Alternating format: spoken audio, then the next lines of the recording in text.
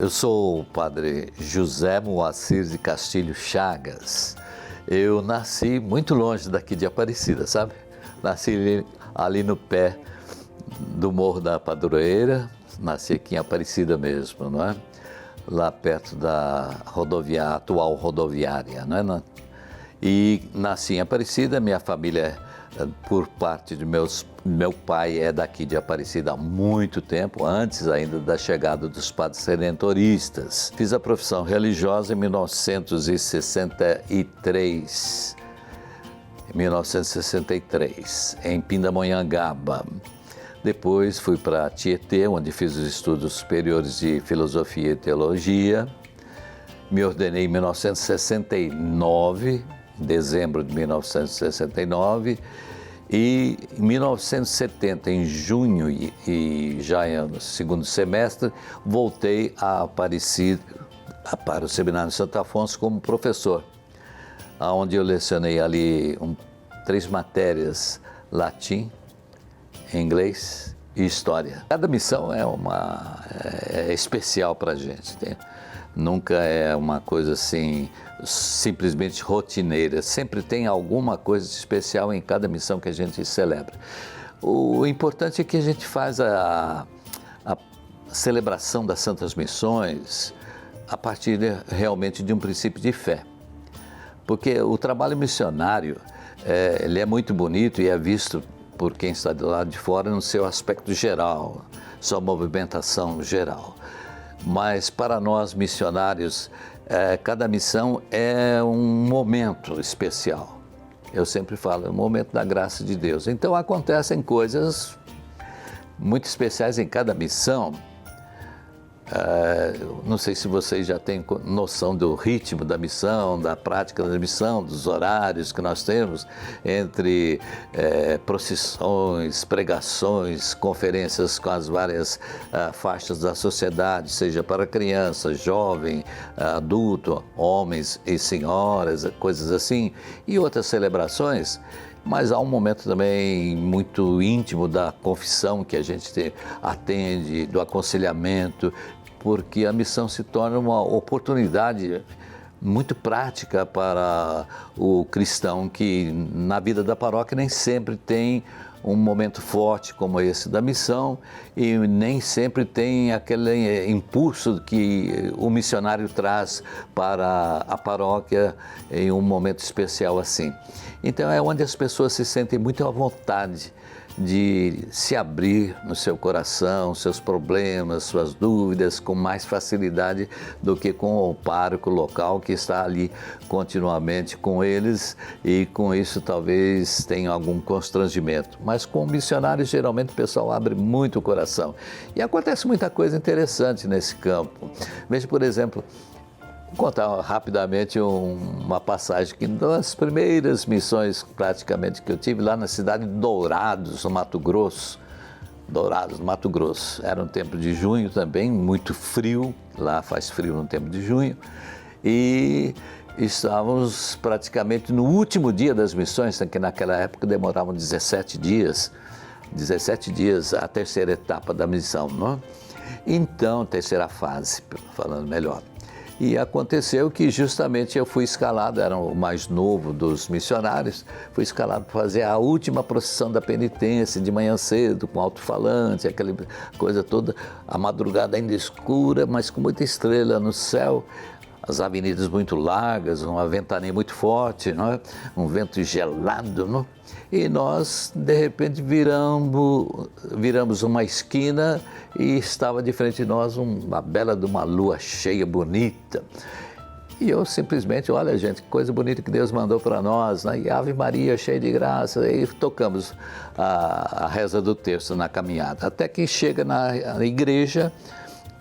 Na igreja já estava o outro missionário no altar e eu me dirigi ao confessionário para atender as últimas confissões que fossem possíveis, né? E de fato veio um senhor, foi lá, era ainda aquele caixote, né? Caixote de madeira, como nós falamos, o armário, né? Confessionário armário. E ele falou, eu vim aqui me confessar porque faz 43 anos que eu não me confesso. E surpreendi, poxa, 43 anos, tá bom. E o senhor resolveu vir confessar aqui, já participou da missão todo esse tempo? Não, hoje é a primeira vez que estou ouvindo a expressão que ele usou, nesse negócio. Eu estranhei, nesse negócio? Por quê? O senhor não veio nenhuma vez ainda participar da missão? Não, eu estava na rua, via o pessoal passando, fui atrás e o padre falou uma coisa que me tocou. E era eu que estava dirigindo aquela procissão da madrugada. Eu vou me perguntar, mas afinal, o que será que eu falei que ele ficou assim tão empolgado, resolveu confessar? E deixei que ele primeiro confessasse, falou, desabafou, uma confissão até bonita, não me lembro os detalhes, logicamente, graças a Deus a gente não lembra os detalhes de confissões.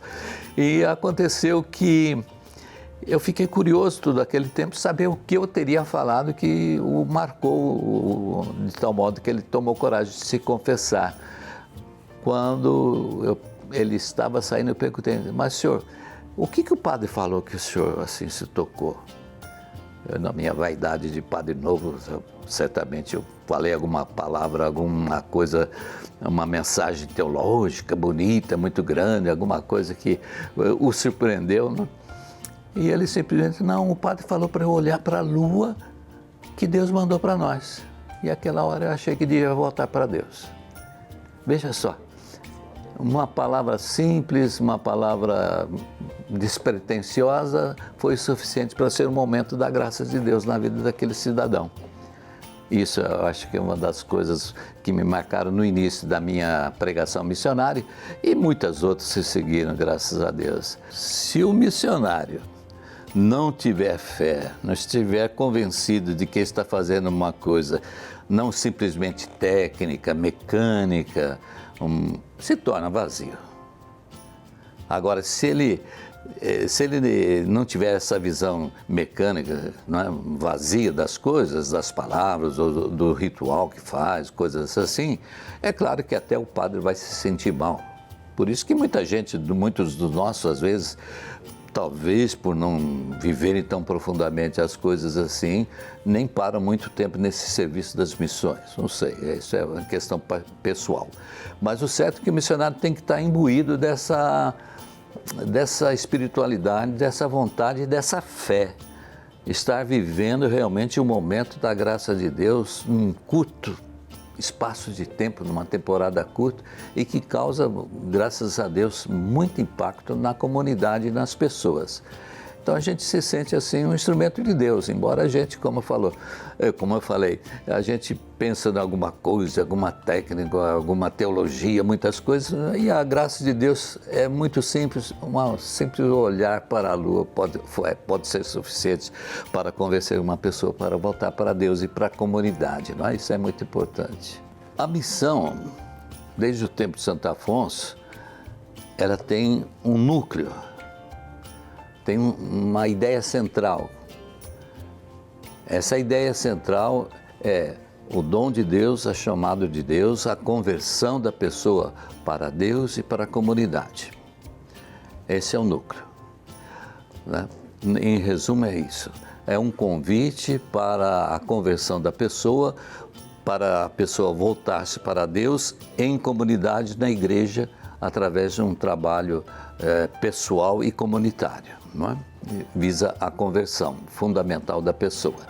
Os outros detalhes da missão, de como isso é apresentado, de como isso é tratado através dos tempos, é claro que vai de acordo com as circunstâncias e com as circunstâncias modernas também.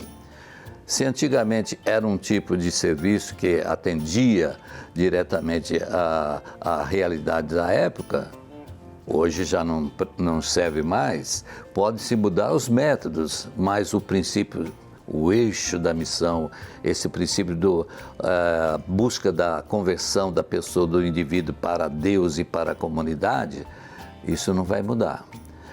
Os detalhes, é claro que mudam. Se hoje tem um serviço de uma forma que não é o mesmo de 50, 100 anos atrás. Tanto assim que a evolução das missões redentoristas, ela paulatina, vai devagarzinho, porque trata-se primeiro de saber o que está levando para o povo, saber o que o povo, procurar saber o que o povo precisa, e isso, nesse procurar ver o que o momento necessita, o povo de Deus necessita, a igreja de Deus necessita, aí sim vão se adaptando os métodos, né? Algumas coisas vão mudando, algumas práticas, mas não o fundamental, que tem que ser aquele tratamento da missão, vamos chamar assim de choque próprio da missão, numa curta temporada, que provoca uma reação para conduzir a pessoa à vida normal na paróquia, de uma maneira mais intensa, de uma maneira mais ativa. Então, por exemplo, métodos. Há 100 anos atrás não se falava em microfone, telefone, muito menos em televisão, essas coisas, não é? 150 anos atrás. Hoje já se usa. Mas não que vai se dedicar somente a isso, mas use-se o que é possível dentro dessa tecnologia, o que é possível dentro do nosso serviço missionário prático, não é? Ou seja, eu não vou poder, por exemplo, caminhar para uma missão redentorista hoje com uma câmera, um caminhão de câmeras e tudo mais para fazer um exercício religioso. Não dá dessa maneira, não é? A gente estuda outras maneiras de usar a mídia, usar a tecnologia para também trazer elementos para o nosso serviço missionário. De tal maneira que eu vejo que na atualização da missão que nós estamos estudando, até inclusive nesse tempo abençoado, digamos assim, num aspecto da pandemia, que nos forçou a dar uma parada muito grande, no sentido de ver o que Deus está pedindo para nós nesse tempo de hoje, sendo que se até agora tivemos um uso de uma tecnologia e de uma metodologia marcada pelo presencial, né? Notamos que hoje temos na sociedade, temos na tecnologia moderna, recursos que podem nos ajudar também nisso. Ou seja, a trazer para a missão elementos da tecnologia de comunicação, de mídia, etc., para o serviço da missão, que nunca vai dispensar o presencial. Nunca vai dispensar o presencial. Então, estamos estudando essas formas de trazer elementos também para a missão. A pandemia pode ser encarada de diversas maneiras, né? Pode ser encarada como está sendo agora, num momento agitado da política, pode ser um desafio muito grande para a ciência, para a medicina, e pode ser um desafio muito grande para a economia, enfim, os efeitos todos que nós sentimos negativos da pandemia. Mas por trás disso nós temos que ter uma visão também cristã, como temos a visão cristã de todos os acontecimentos da vida humana. Aliás, um dos documentos mais importantes do Concílio Vaticano II, Gaudium et Spes, as alegrias e as esperanças do ser humano, são as alegrias e esperanças da igreja, do cristão. Então, tudo isso que faz parte da vida prática concreta do cidadão, faz parte também da vida de igreja. Portanto, a pandemia também cabe muito bem ser refletida dentro desse aspecto. É um tempo que, se vem por A mais B, isso cabe à ciência descobrir, cabe aos cientistas procurar, etc. Mas nós que temos fé, temos que também ver isso como um momento diferente na história da humanidade nunca vista. E a gente se pergunta, se isso faz parte da história da humanidade, o que Deus, que nunca está ausente, Deus está presente em tudo isso, o que Deus está pedindo de nós isso aí? Por isso eu vejo que, por exemplo, é um momento oportuno para a revisão da humanidade, rever os seus projetos econômicos, seus projetos políticos, seus projetos, enfim, artísticos e tudo mais, para ver o que é o ser humano, que de tão grande que está chegando até Marte e companhia, não é capaz de resolver um probleminha um problemão que se tornou de um minúsculo elemento, qual seja o vírus, não é? Então aí o ser humano tem que parar um pouco e pensar, nós temos que mudar um pouco a maneira de viver, a maneira de encarar a vida, encarar a sociedade, encarar os valores da sociedade moderna, porque nós estamos vendo a fragilidade é muito grande. Aí vem alguns aspectos que eu acho que vocês já refletiram também em outros momentos. Um aspecto, por exemplo, ao despertar da solidariedade. Quando a gente vê uma pessoa sofrendo a consequência do Covid, vê uma pessoa carente, necessitada, vemos uma pessoa solitária, abandonada, vemos um mundo de injustiças, desigualdade em tudo isso, a pandemia está despertando a nossa consciência para isso. Atrás de tudo isso tem Deus também cobrando de nós. Escuta, eu criei tudo para vocês, dei tudo para vocês. E você ainda não reconhece o momento de mudança, de transição, de conversão no coração? Então, eu acho que é uma hora propícia de Deus, da igreja, de todos nós, para meditarmos um pouco mais no valor, no significado da vida e das atitudes que nós temos em relação aos nossos irmãos e irmãs. Nós, missionários, estamos parados no sentido de missões, mas não parados na reflexão, no estudo, na troca de informações, nas nossas reuniões de grupos, com segurança, é claro, para estudar o que é melhor e a melhor maneira de corresponder a essa necessidade do povo de Deus e igreja que nos pede missão.